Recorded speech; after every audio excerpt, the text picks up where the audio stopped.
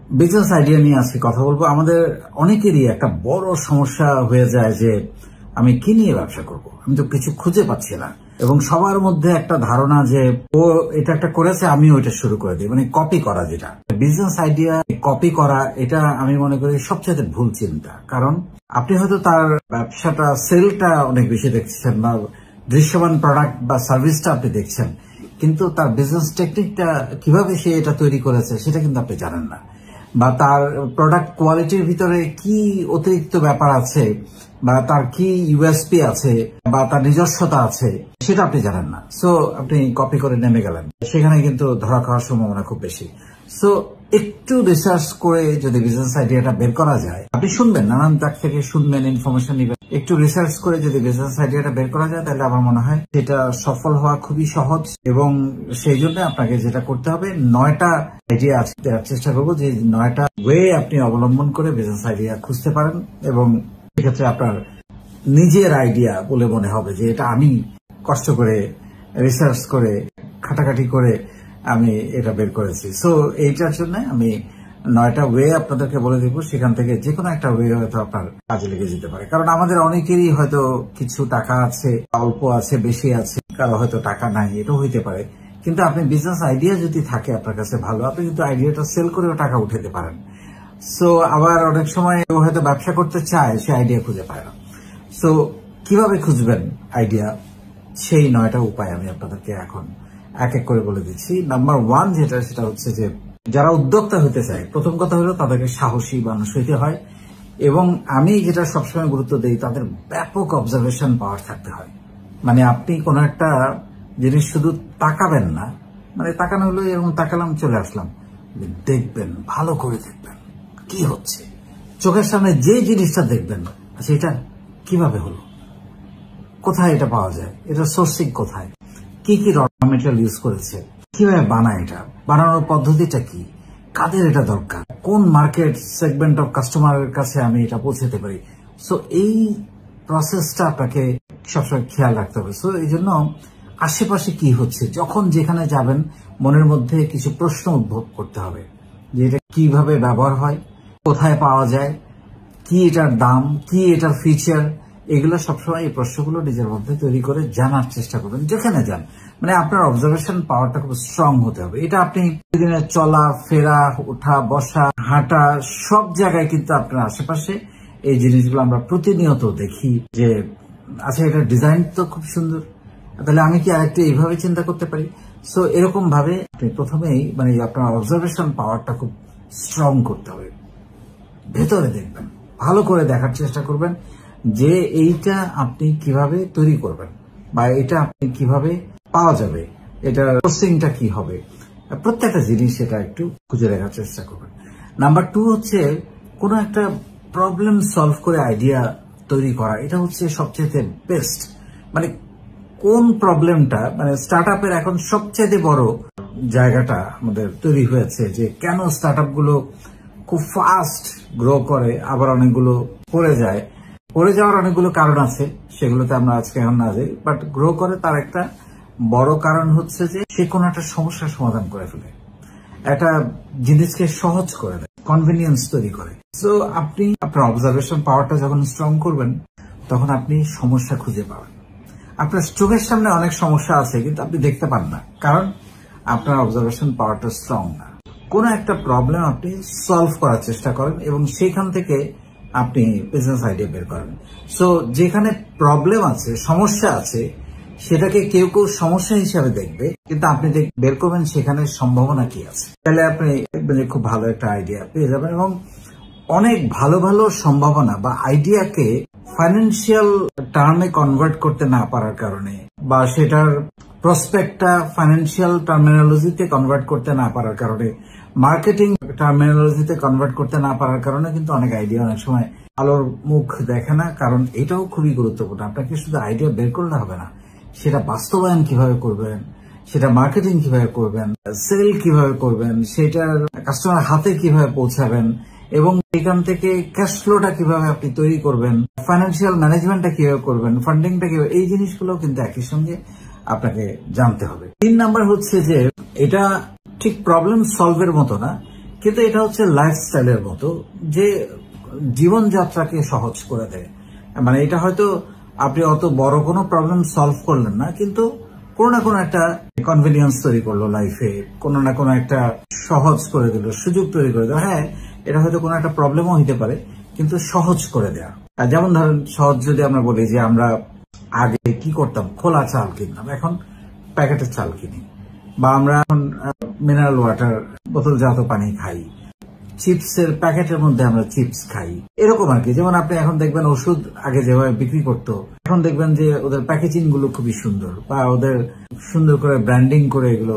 Even আমরা যে আগে রান্না করার যে তেল খেতাম সেটাও খোলা ছিল, এখন সুন্দর সুন্দর বোতলে, এবং শুধু বোতল না, যে প্লাস্টিকের বোতলটা বা যে কন্টেনারটা তৈরি করা হয় সেটারও অনেক ডিজাইনের প্ল্যান তৈরি করা হয়। আপনি হয়তো যে মধুটা খাচ্ছেন, সে মধুর যে কৌটাটা সেটা খুবই আর্টিস্টিক, খুবই সুন্দর, খুবই ডিজাইন করা, চমৎকার, যেটা হয়তো আপনি পরবর্তীতে দেখবেন যে আবার আপনার বাসার বিভিন্ন ইউজের জন্য ব্যবহার করছেন। সো একটা সহজ কনভিনিয়েন্স তৈরি করা আমার কাছে মনে হয় এটা ইনোভেশন না অত, বাট এটা একটা কনভিনিয়েন্স তৈরি করা, এটা সহজ করে দেয়া, বা লাইফস্টাইলের একটা পরিবর্তন তৈরি করে দেয়া, সচেতন করা। আমরা হয়তো আগে সেখানে খাবার, আজকাল কিন্তু দেখবেন যে ফুচকা বিক্রি করে সেও কিন্তু, যারা একটু ভালো এলাকায় ফুচকা বিক্রি করে সেও কিন্তু নিশ্চিত করে যে তার যে পানিটা ওখানে মেশানো হচ্ছে সেটা সিদ্ধ, এবং সে গ্লাভস ইউজ করছে।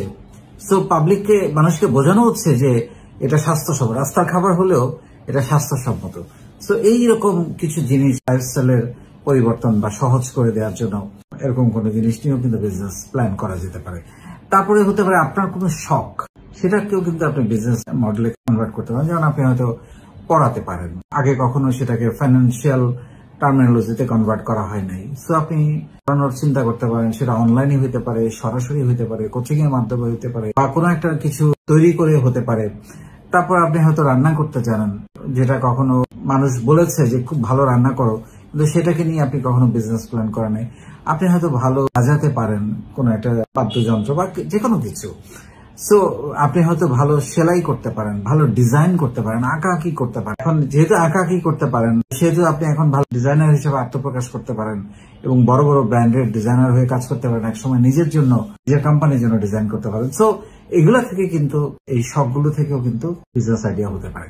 আরেকটা হলো, আপনি যে জেলায় থাকেন, এই বাংলাদেশের যে 64 জেলা, আপনি দেখবেন আপনার জেলায় কোনো না কোনো একটা খাবার বা কোনো না কোনো একটা পণ্য বিখ্যাত। সেই পণ্যটা হয়তো ওই জেলার লোকজনই শুধু ব্যবহার করে, বা আশেপাশে দুই একটা জেলায়। আপনি চাইলে সেটাকে বাংলাদেশের প্রতিটা জেলায় আপনি ছড়িয়ে দিতে পারেন থ্রু অনলাইন প্ল্যাটফর্ম। যেহেতু অনলাইন প্ল্যাটফর্মটা এখন শক্তিশালী, ডিজিটাল মার্কেটিং করে ইভেন আপনি এটা বিদেশেও ছড়িয়ে দিতে পারেন, বিদেশেও আপনি এক্সপোর্ট করতে পারেন। সো এই জেলার বিখ্যাত খাবার বা বিখ্যাত পণ্য নিয়ে আপনি কাজ করতে পারেন। আরেকটা জেলার ব্যাপারে আমি বলতে চাই, সেটা হচ্ছে হারিয়ে যাওয়া পণ্য। যেমন আগে এক সময় খুবই বিখ্যাত ছিল, খুবই চলন ছিল। আমার এখনো মনে আছে যে ছোটবেলায় আমরা নারকেলের চিড়া খেতাম, সুন্দর সুন্দর নাড়ু তৈরি হতো, এখনো হয়তো কোথাও কোথাও হয়। তারপরে শসা দিয়ে মুরব্বা রান্না করা হতো। এরকম অনেক খাবার আছে যেগুলো এখন হারিয়ে গেছে বা খুঁজে পাওয়া যায় না। কচুর যে একটা খুবই নরম জিনিস আছে, যে মাথা দিয়ে খুবই সফট এবং খুবই সুস্বাদু। আমি জানি না এটা যদি সেইভাবে নির্দিষ্ট কিছু এলাকায় হয়তো খাবারটা হয়, কিন্তু আমার ধারণা এটা সুন্দর করে রেসিপি করে করতে পারলে সব জায়গায় এটা ছড়িয়ে যাবে। আচার বা বিভিন্ন জিনিস এরকম, ইভেন আমরা যদি বলি যে বিভিন্ন তাঁত হয়তো একসময় খুব ভালো চলতো, নানান কারণে ওই কারিগর হয়তো কাজ জানেন, কিন্তু কোনো পৃষ্ঠপোষকতার অভাবে, ফান্ডের অভাবে হারিয়ে গেছেন, তাকে খুঁজে এনে আবার কাজ শুরু করতে পারেন। আমাদের বিভিন্ন জেলায় এবং সিলেট অঞ্চলে মণিপুরি বলেন, তারপরে আমাদের মসলিন বলেন, আমাদের জামদানি বলেন, বা আমাদের কাতান বলেন, এরকম অনেক কিছু আছে। ভালো ভালো কারিগর আছে যারা একসময় ব্যাপক কাজ করেছেন, কিন্তু এখন নানান কারণে তারা হয়তো হারিয়ে গেছেন, বিভিন্ন বিদেশি পণ্য আসার কারণে, প্রতিযোগিতা টিকতে না পেরে বা ওইভাবে ধরে রাখতে না পারার কারণে। সো ওগুলো নিয়ে কিন্তু আপনারা কাজ করতে পারেন। সো হারিয়ে যাওয়া, আপনার জেলার হারিয়ে যাওয়া পণ্যকে আবার নতুন করে এনে মানুষের কাছে তুলে ধরতে পারেন। ইভেন আরো একটা এখানে আমি অ্যাড করতে চাই 6 নম্বরে, সেটা হচ্ছে যে আপনার জেলার কোনো একটা প্রোডাক্ট এখনো অতটা পরিচিতি পায় না, কিন্তু আপনি ভাবছেন যে এটাকে চাইলে সারা বাংলাদেশে ব্যাপক পরিচিতি এনে দেওয়া যাবে। মানে আগে যে প্রোডাক্টগুলো কোনো না কোনো কারণে বিখ্যাত হয়েছে, কিন্তু এই প্রোডাক্টটা হয়তো আপনার জেলার কোনো কারণে বিখ্যাত হয় নাই বা এটা নিয়ে কেউ কাজ করে নাই, মার্কেটিং করে নাই, সেই প্রোডাক্টটা নিয়েও কিন্তু আপনি প্ল্যান করতে পারেন যে আমি এটাকে বিখ্যাত বানাবো। তখন মানুষ বলবে যে এটা এই জেলার প্রোডাক্ট। তো এইভাবেও কিন্তু আপনি প্ল্যান করতে পারেন। তারপরে 7 নম্বরে যেটা বলবো সেটা হচ্ছে যে অন্যরা ব্যবহার করছে, মানে হয়তো বিদেশে ব্যবহার করছে, জেলা শহরে বা বিভাগীয় শহরে বা ঢাকা চিটাগাঙে ব্যবহার হচ্ছে, আপনার জেলায় হয়তো যায় নাই এখনো। সেটা এখনকার যুগে এটা খুবই কম, সবই যদিও চলে যায়, তারপর কিছু কিছু থাকে যে সবার আগে যে আনতে পারে, সবার আগে স্মার্ট টিভিটা যারা নিয়ে আসতে পারে।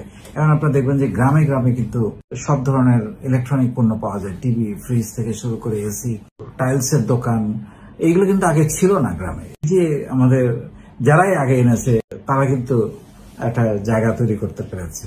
তো সেই ক্ষেত্রে বিদেশে হয়তো ব্যবহার শুরু হয়ে গেছে, আমরা হয়তো আরো কিছুদিন পরে সেটা পাই। সো আপনি এখন তো গুগল মামা আছে, আপনি সার্চ করতে পারেন যে চায়নাতে কি ব্যবহার করে, ইউরোপে কি ব্যবহার করে, সিঙ্গাপুরে কি ব্যবহার করে, মালয়েশিয়াতে কি করে, দুবাইতে কি ব্যবহার করে ডে টু ডে তাদের লাইফস্টাইলের জন্য, জীবনযাত্রা চলাফেরার জন্য, ডে টু ডে ব্যবহারের জন্য, সেগুলোকে আপনি কিন্তু আপনার এলাকায় বা ঢাকায় বা যে কোনো জায়গায় এনে আপনি ছড়িয়ে দিতে পারেন। সো এটাও আরেকটা হতে পারে। 8 নম্বরে যেটা বলবো সেটা হচ্ছে বাজারে আছে, প্রোডাক্টটা বাজারে আছে, কিন্তু আপনি সেটার মধ্যে আরেকটু ভিন্নতা এনে দিলেন। যদি আমি কিছুটা বলেছি একটু আগে যে আমরা আগে চাল যেভাবে খেতাম, ডাল যেভাবে কিনতাম, তেল যেভাবে কিনতাম, কিন্তু এরপরেও আপনি চাইলে নতুনত্ব আনতে পারেন। আমি সবসময় একটা কথা বলি, ইনোভেশন মানেই কিন্তু একটা নতুন কিছু নিয়ে আসা না, যে আমি প্রথম বাংলাদেশে ইনভেন্ট করলাম, এর আগে এটা আসে নাই, এরকম না। পুরনো কোনো একটা জিনিসটাকে নতুন ভাবে উপস্থাপন করে, নতুন ভাবে প্রেজেন্ট করে, নতুন ভাবে প্রয়োগ করে, বা কোনো একটা কনভিনিয়েন্স তৈরি করে বা সুবিধা তৈরি করে আপনি কিন্তু সেটা নিয়ে আসতে পারেন। সো ব্যবহার হচ্ছে অলরেডি, সেইখানে আপনি একটু ভ্যালু এডিশন করে সেটাকে আপনি কিন্তু, যেমন ধরেন সেই কথা লন্ড্রি সার্ভিস, আমরা সবাই কি করি, কাপড়গুলো নিয়ে লন্ড্রিতে দিই।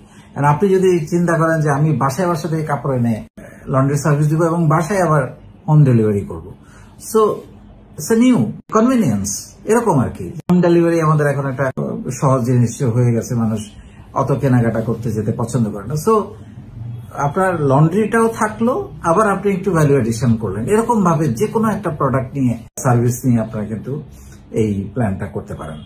আর ফাইনালি 9 নাম্বার, সেটা হচ্ছে আপনাকে মেলায় যেতে হবে। এটা খুবই গুরুত্বপূর্ণ। কোথায় মেলা হচ্ছে, আপনার জেলায় হোক, উপজেলাতে হোক, বিভাগীয় শহরে হোক, ঢাকায় হোক, যখন যে মেলাটা হচ্ছে আপনি চেষ্টা করবেন দর্শক হিসাবে সেই মেলাটাতে উপস্থিত থাকতে।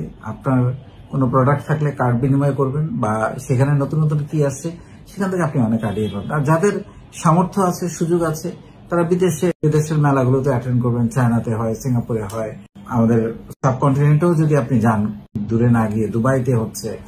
সো এইসব জায়গায় আপনি মেলাতে অ্যাটেন্ড করতে পারেন। এবং প্রবাসীও যারা আছেন তারাও কিন্তু তার দেশের যত, আপনি তো ব্যবসা করবেন, যেহেতু আপনি এই ফাউন্ডেশনে এসেছেন এবং আপনাদেরকে আমি বোঝাতে পেরেছি যে আপনাকে বড় হতে হলে, মানুষের জন্য কাজ করতে হলে, অনেক মানুষের কর্মসংস্থান তৈরি করতে হলে আপনাকে ব্যবসা করতে হবে, এবং নিজেকে একটা উচ্চতায় নিয়ে যেতে হলে আপনাকে ব্যবসা করতে হবে। তাহলে ব্যবসা করতে হলে আপনি যারা বিদেশে আছেন তারা তো খুবই প্রিভিলেজড। আপনি দেখেন, গুগলে সার্চ করে দেখেন যে এই বছর 2023 সালে এবং 2024 সালে কোথায় কোথায় মেলা আছে আপনার দেশে, সেইগুলো সার্চ করলে আপনি গুগলে পেয়ে যাবেন এবং সেগুলোতে আপনি অ্যাটেন্ড করবেন। আর বাংলাদেশে যারা আছেন, আপনার জেলায় হোক, উপজেলাতে হোক, বিভাগীয় শহরে হোক বা ঢাকায় হোক, ঢাকায় প্রতিদিন কোথাও কোথাও মেলা হয়। এই যে আমাদের যতগুলো কনভেনশন সেন্টার আছে বা অডিটোরিয়াম আছে, সেখানে কিন্তু মেলা হচ্ছে প্রতিনিয়ত, সরকারি বেসরকারি মেলাগুলোতে আপনারা অ্যাটেন্ড করবেন। স্টল নিয়েও অ্যাটেন্ড করতে পারেন, বা এজ এ পার্টিসিপেন্ট দর্শক হিসেবে অ্যাটেন্ড করেন, কিন্তু অ্যাটেন্ড করেন, এতে আপনার যেমন ব্র্যান্ডিং হবে, আপনার মানুষের সাথে যোগাযোগ বৃদ্ধি পাবে, আইডিয়া পাবেন, নতুন নতুন মানুষের সাথে পরিচয় হবে, এবং এটা আপনাকে অনেক দূরে এগিয়ে নিয়ে যাবে। সো এই টোটাল জিনিসটা যদি আপনি করেন, আমার মনে হয় যে বিজনেস আইডিয়া, নতুন নতুন বিজনেস আইডিয়া, আপনি হয়তো একটা ব্যবসা করছেন, নতুন আরেকটা কিছু করবেন, সো মেলা আপনাকে হেল্প করবে এই ব্যাপারে। সো নতুন নতুন বিজনেস আইডিয়া পেতে এবং ব্যবসা শুরু করতে, এবং আপনার আইডিয়াটা, স্বপ্নের আইডিয়াটা তৈরি করে সেই আইডিয়ার বিপরীতে ইনভেস্টমেন্ট পেতে আপনাকে কিন্তু ব্যাপকভাবে সাহায্য করবে। ফাইনালি একটা কথা শুধু বলবো, যা কিছুই করেন না কেন সেটার মধ্যে আপনার নিজের কিছু একটা ছোঁয়া থাকতে হবে, যে সবকিছু একই রকম, আমি শুধু এইটুকু ব্যতিক্রম করেছি, সেটা সামান্য কিছু, সেটাই করেন।